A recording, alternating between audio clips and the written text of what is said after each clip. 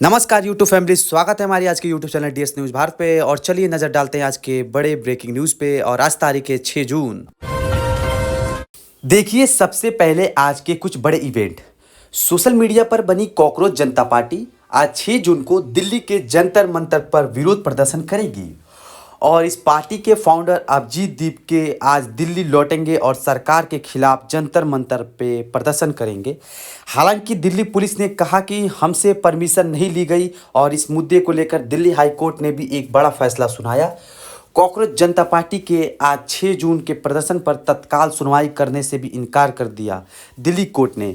और इस पार्टी के प्रदर्शन के ऐलान के बाद बॉर्डर पर भी अलर्ट जारी हुआ। कॉकरोच पार्टी के कार्यक्रम में गुरुग्राम से भी सैकड़ों युवाओं के आ जाने की आशंका है।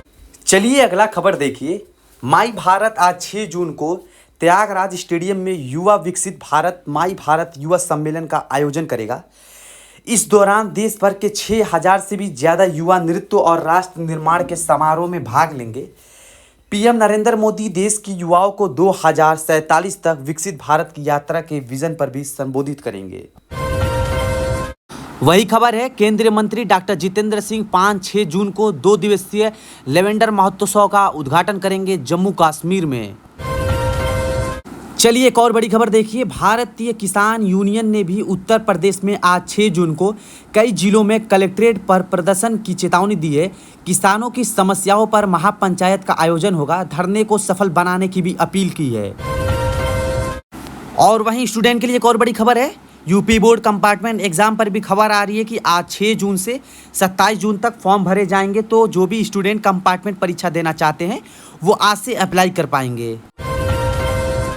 वहीं मध्य प्रदेश का इंदौर बनेगा अंतर्राष्ट्रीय व्यापार मंच। आज 6 जून को होगा भारत लैटिन अमेरिका एवं कैरेबियन व्यापार एवं निवेश फोरम। और मौसम विभाग की भी बड़ी चेतावनी आ रही है कि अगले 13 घंटों के अंदर देश के 17 राज्यों में भारी बारिश आंधी तूफान का अलर्ट रहेगा। 90 किलोमीटर प्रति घंटा की रफ्तार से तेज हवाएं चलेंगी। देश में मानसून की एंट्री हो चुकी है और अभी आंधी बारिश का दौर जारी रहेगा अगले कुछ दिनों तक। तो मैं आगे आपको बताऊंगा और भी पूरे मौसम समाचार विस्तार से। फिलहाल आगे बढ़ते हैं खबरों में। देखिए दोस्तों अगला अपडेट। देश के सर्वोच्च न्यायालय सुप्रीम कोर्ट ने एक बड़ा फैसला सुनाया कि न्यायिक फैसलों से अब एआई यानी आर्टिफिशियल इंटेलिजेंस के इस्तेमाल पर पूर्ण पाबंदी रहेगी। यानी कोर्ट कचहरी के न्यायालय के फैसलों में chat GPT, Claude AI, Google Gemini इस तरह का टूल का इस्तेमाल नहीं कर सकेंगे। सुप्रीम कोर्ट ने ये महत्वपूर्ण टिप्पणी की है। वैसे एआई को लेकर एक चौंकाने वाली रिपोर्ट सामने आई कि इंसानों के हाथों से निकल जाए कहीं एआई का कंट्रोल, क्योंकि अब एआई सॉफ्टवेयर जो है वो खुद का नया वर्जन तैयार कर रहे हैं, खुद को अपने आप अपग्रेड कर रहे हैं।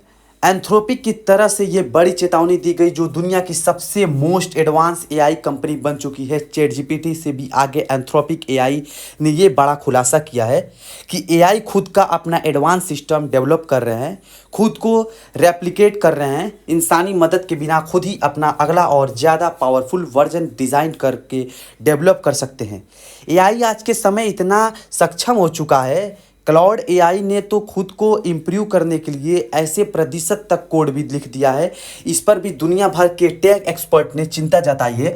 और दोस्तों अभी कुछ दिनों पहले आपको पता होगा एंथ्रोपिक का मिथोस मॉडल काफ़ी चर्चा का मुद्दा बना था। तो अब भारतीय रिजर्व बैंक आरबीआई ने भी मिथोस एआई खतरे में निपटने के लिए देश भर के बैंकों को अलर्ट किया है, क्योंकि ये मिथोस एक संवेदनशील एआई साइबर सिक्योरिटी सिस्टम है जो कि बैंकों की वेबसाइट को हैक कर सकता है, बैंकिंग क्षेत्र में सेंध लगा सकता है। तो भारत और रिजर्व बैंक आरबीआई मिलकर इस तरह के एडवांस एआई के खिलाफ सुरक्षा कदम उठाएंगे। सवाल है कि ये क्या आपके बैंक अकाउंट भी एआई के निशाने पर है? मिथोस से निपटने के लिए रिजर्व बैंक तैयार है और आरबीआई ने अब नया प्लान भी बनाया है। सुरक्षा को लेकर साइबर सिक्योरिटी को बढ़ावा दिया जाएगा। वही खबर, केंद्रीय मंत्री ने भी बड़ी घोषणा की है। अंडमान में ऊर्जा भंडार मिला। ऑयल इंडिया को गहरे समुद्र में मिली प्राकृतिक गैस समुद्र मंथन मिशन पर भारत को ये बड़ी सफलता मिली है।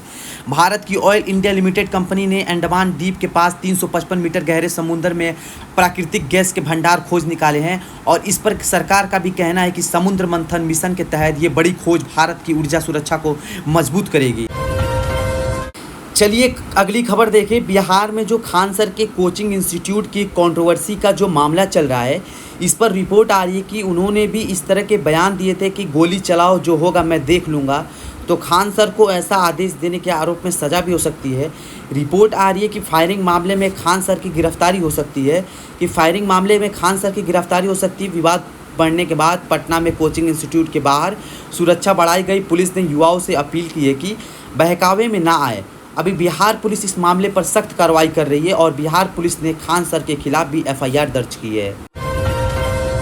चलिए अगला अपडेट देखें। भारत के लिए एक बहुत ही अच्छी रिपोर्ट सामने आ रही है कि महाशक्ति बनने की ओर आगे बढ़ रहा है हमारा देश भारत। साल 2060 तक ग्लोबल जीडीपी में चीन को भी पीछे पछाड़ देगा भारत। वर्ल्ड इक्विटी लैब की रिपोर्ट में ये बड़ा दावा किया गया है कि 2060 तक ग्लोबल जीडीपी में भारत की हिस्सेदारी चाइना से भी ज़्यादा हो जाएगी। यानी भारत की अर्थव्यवस्था इतनी तेज़ी से आगे बढ़ेगी आने वाली कुछ सालों में। वैसे अभी मौजूदा साल की बात करें तो इंडियन इकोनॉमी के लिए अच्छी खबर आई है। जीडीपी ग्रोथ में बढ़ोतरी देखने को मिली, जिसमें उम्मीद बेहतर। चलिए लेटेस्ट डेटा इस साल 7.7% की दर से बढ़ी हमारे देश की इकोनॉमी, जबकि पिछले साल 7.1% की दर से ही बढ़ी थी। हालांकि अगले आने वाले साल में 6.6% तक की रह सकती है जीडीपी ग्रोथ, क्योंकि अभी इस साल युद्ध वगैरह बहुत ज़्यादा देखने को मिल रहा है। अमेरिका ईरान की जंग, रूस यूक्रेन इजराइल वगैरह, तो इस वजह से देश की इकोनॉमी की ग्रोथ रेट थोड़ी कम हो सकती है। सरकार और आरबीआई ने लेटेस्ट अनुमान लगाया है कि पिछले साल में आंकड़ों में देखें तो देश की अर्थव्यवस्था की मजबूत तस्वीर नजर आई है, जो कि एक अच्छी बात है। 7.7% जीडीपी ग्रोथ से भारत की अर्थव्यवस्था चमकी है। अभी तो और डेटा में जुड़ेंगे इलेक्ट्रिक व्हीकल्स और घरेलू नौकरी वगैरह भी, तो इसमें भी देश की इकोनॉमी के बूस्ट अप मिलेगा। वैसे बीते दिन भारतीय रिजर्व बैंक आरबीआई में एमपीसी मीटिंग में हुई, जिसमें रिजर्व बैंक ने अनुमान लगाया कि इस साल हमारे देश में महंगाई बढ़ सकती है और जीडीपी ग्रोथ अनुमान का पहले आंकड़ा था 6.9%, उसको भी घटाकर रिजर्व बैंक ने 6.6% तक कर दिया है। हालांकि रेपो रेट में कोई बदलाव नहीं किया गया है, इसलिए बैंक लोन वगैरह महंगे नहीं होंगे। रिजर्व बैंक ने नए वित्त वर्ष की दूसरी एमपीसी मीटिंग के फैसलों में रेपो रेट में कोई बदलाव नहीं किया है, क्योंकि अभी 5.25% तक बरकरार है, उसी तरह इस पर रखा गया है। तो इस बैंक लोन महंगे नहीं होंगे। आपके लोन की भी हर महीने ईएमआई किस्त वगैरह आती है, तो वो नहीं बढ़ेगी। और रिजर्व बैंक के गवर्नर संजय मल्होत्रा ने भी भरोसा जताया है कि देश की अर्थव्यवस्था अभी मजबूत है। हम आने वाली चुनौतियों को अवसर में बदल देंगे। प्लास्टिक के नोटों को लेकर भी आरबीआई गवर्नर ने जब प्रेस कॉन्फ्रेंस के दौरान उनसे ये सवाल किया गया, तो उनका कहना है कि देश में पॉलीमर यानी प्लास्टिक के करेंसी वाले नोट प्रेस करने के लिए प्रस्ताव पर अभी विचार किया जा रहा है। हालांकि ये प्रस्ताव अभी अपने शुरुआत चरण में है, इस पर अंतिम फैसला नहीं लिया गया है। ये कहना है आरबीआई गवर्नर संजय मल्होत्रा का। चलिए अगला अपडेट देखिए। आरबीआई की फेजों में रुपए में भी बढ़ोतरी देखने को मिली। एमपीसी मीटिंग के बाद डॉलर के मुकाबले एग्राफी में मजबूत होकर रुपया 94.93 प्रति डॉलर के स्तर पर बंद हुआ। और गोल्ड बाइक पर भी एक रिपोर्ट आ रही है कि दुनिया भर में केंद्रीय बैंकों ने पिछले अप्रैल में 17 टन सोना खरीदा, लेकिन भारत ने इस बार सोने की खरीदारी से दूरी बनाई। चीन और पोलैंड सबसे आगे रहे। मतलब जैसे हमारा आरबीआई रिजर्व बैंक सोना खरीदा, वैसे चाइना और पोलैंड इन देशों के बैंकों ने अप्रैल में सबसे ज़्यादा सोना खरीदा है। ये रिपोर्ट सामने आ रही है, डेटा आप देख सकते हैं। अच्छा, वैसे अभी के लेटेस्ट सोना चांदी के भाव की अगर बात करें तो चांदी में अच्छी खासी बड़ी गिरावट देखने को मिली है। देखिए चांदी एक ही दिन में 4,180 रुपये टूटी, जबकि सोना भी 1,848 रुपये सस्ता हुआ। और अभी 1 किलो चांदी का भाव 2,57,000 रुपये प्रति किलो चल रहा है, जबकि सोने का भाव 24 कैरेट का गोल्ड रेट 1,54,000 रुपये प्रति 10 ग्राम चल रहा है।